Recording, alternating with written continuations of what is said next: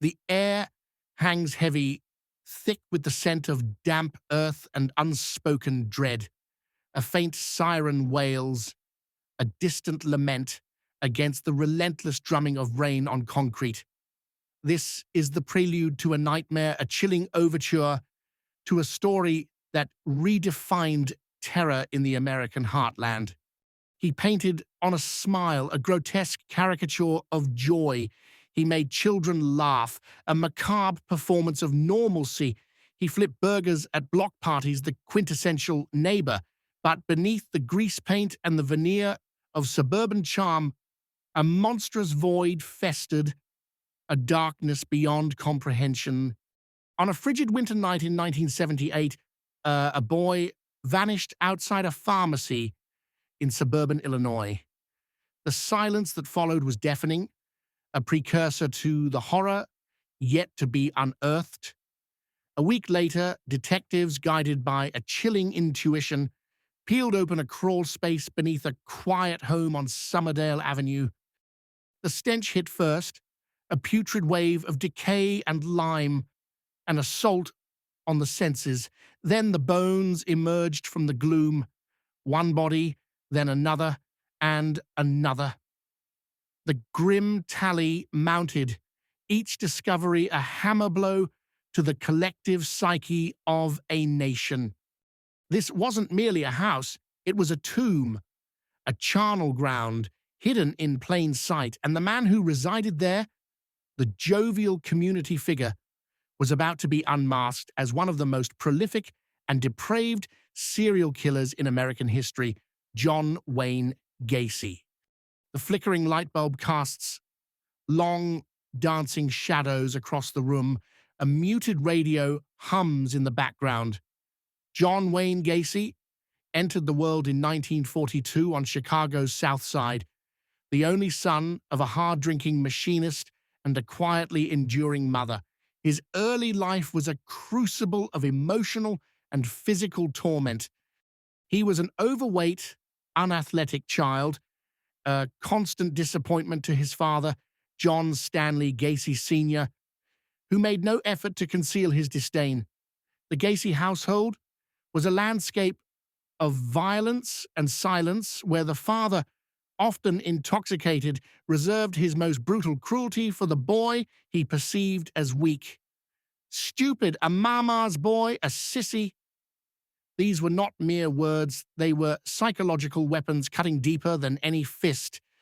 As a teenager, Gacy began suffering blackouts and dizzy spells, a physical manifestation of his internal turmoil. At 11, a swing accident left him unconscious, a traumatic event that some speculate may have contributed to later neurological issues. At 16, doctors prescribed heart medication, yet to his father, these were not illnesses, but rather convenient excuses, glaring failures, undeniable signs of weakness. A heavy door slammed shut, followed by the muffled sounds of a distant argument. In this oppressive environment, young John learned a crucial, insidious lesson: how to lie, how to charm, how to be whoever someone needed him to be. This was the genesis of his elaborate mask, a facade he would meticulously craft and wear for the remainder of his life, deceiving all who encountered him. Las Vegas, 1962, a 20-year-old Gacy, aimless and adrift, found himself far from the suffocating confines of his childhood home. He landed a job cleaning a mortuary, a seemingly innocuous position that would prove profoundly formative. He spent countless nights alone, surrounded by the silent, unmoving forms of the recently deceased. The chilling sound of steel gurney wheels echoes, followed by a slow, dragging noise. For weeks, he swept floors and observed corpses being wheeled in and out, a macabre procession. The pervasive silence, the distinct smell of embalming fluid, the unsettling stillness of death, elements that would disturb most individuals, seemed to settle something within him, a perverse sense of calm. 3 months later, he abruptly fled Vegas, leaving behind the desert city and the mortuary. Yet Something fundamental had shifted within his psyche. The profound taboo surrounding death, the natural human aversion to mortality, had been irrevocably eroded. He had crossed a psychological threshold, and the boundaries of his morality had begun to blur. Back in Chicago, Gacy enrolled in business school, a surprising turn that showcased his latent abilities. He didn't just attend, he flourished. He possessed an undeniable charisma, a deceptive confidence, that glib, salesman-like spark that drew people in.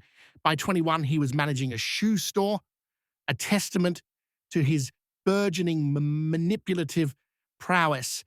By 22, he was married to Marlene Myers, the daughter of a successful franchise owner. This union provided Gacy with an immediate, significant boost in social standing and financial opportunity. He was granted control of 3 fast food restaurants in Waterloo, Iowa, a seemingly idyllic life unfolding before him. The sound of fryers bubbling, the distant echo of laughter, the clinking of glasses, all symbols of a life of apparent success. He seemingly had it all: a wife, children, a promising future, a burgeoning career. Yet beneath this meticulously constructed facade of domestic bliss and professional achievement, a darker, more sinister appetite stirred, a hunger that would soon demand satisfaction. In 1967, the carefully constructed edifice of Gacy's life began to show its first cracks. He invited a teenage employee to his home, an invitation that quickly devolved into a terrifying ordeal. Pornography, alcohol, and a knife became the instruments of his nascent depravity. John T. was handcuffed, choked, and threatened, a chilling precursor to the horrors to come. Miraculously, he survived the encounter and, with immense courage, reported the assault to the police. The sound of a jail gate slamming shut marked Gacy's first significant brush with the law. Gacy was sentenced to 10 years for sodomy, a charge that hinted at the depths of his perversion. Yet he served a mere 18 months, a testament to his uncanny ability to manipulate perceptions.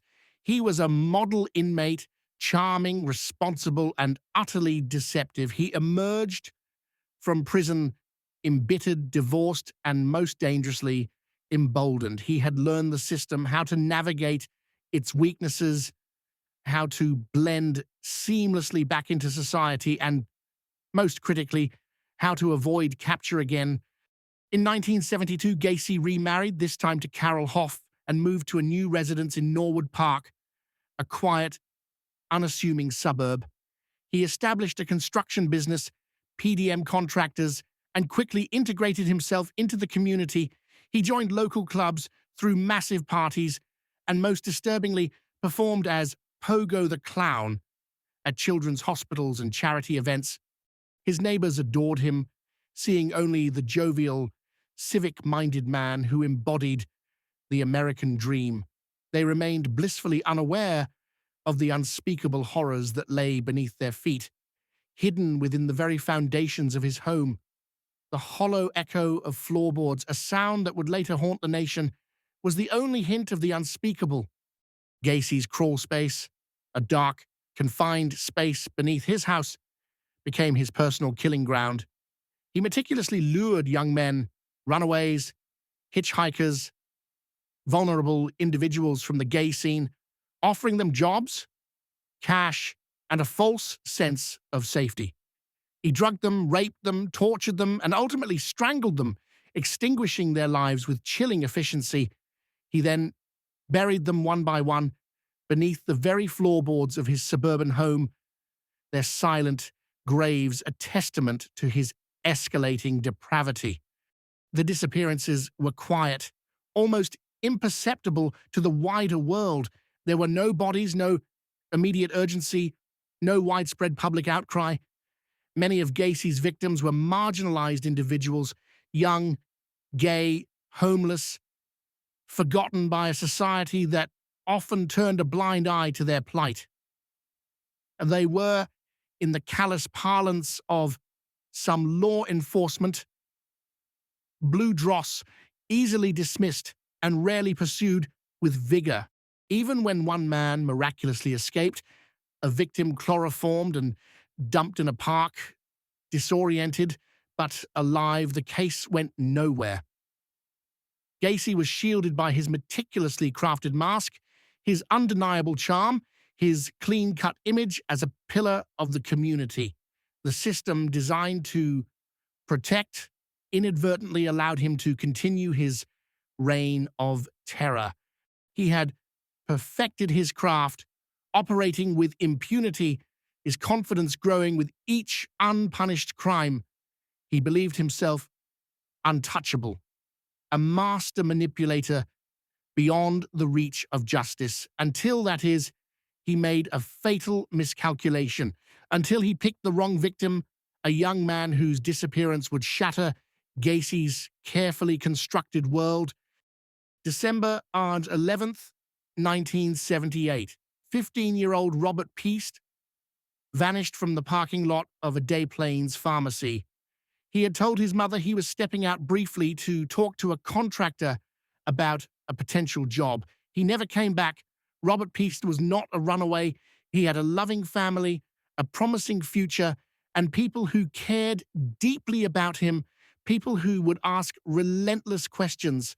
His parents, unlike those of many of Gacy's previous victims, immediately reported his disappearance and pressed for answers.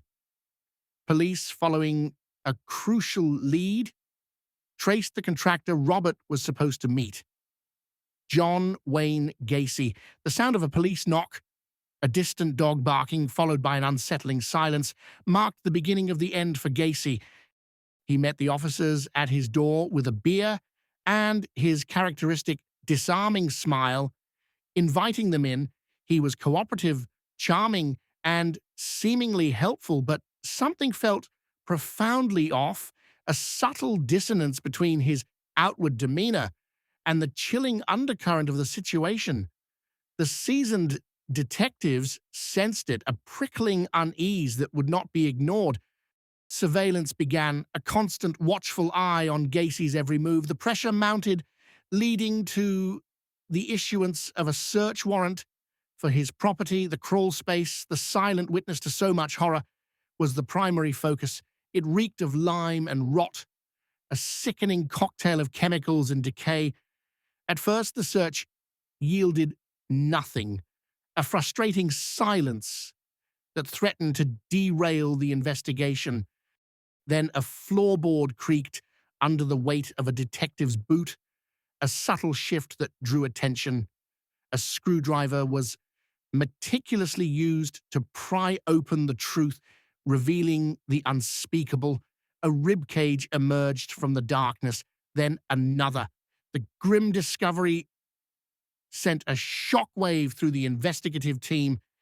The initial count was staggering. 29 bodies were ultimately found beneath that unassuming house, bones stacked in silent testament to Gacy's monstrous acts. They were the ghosts beneath a clown's feet, the forgotten souls whose cries had finally been heard.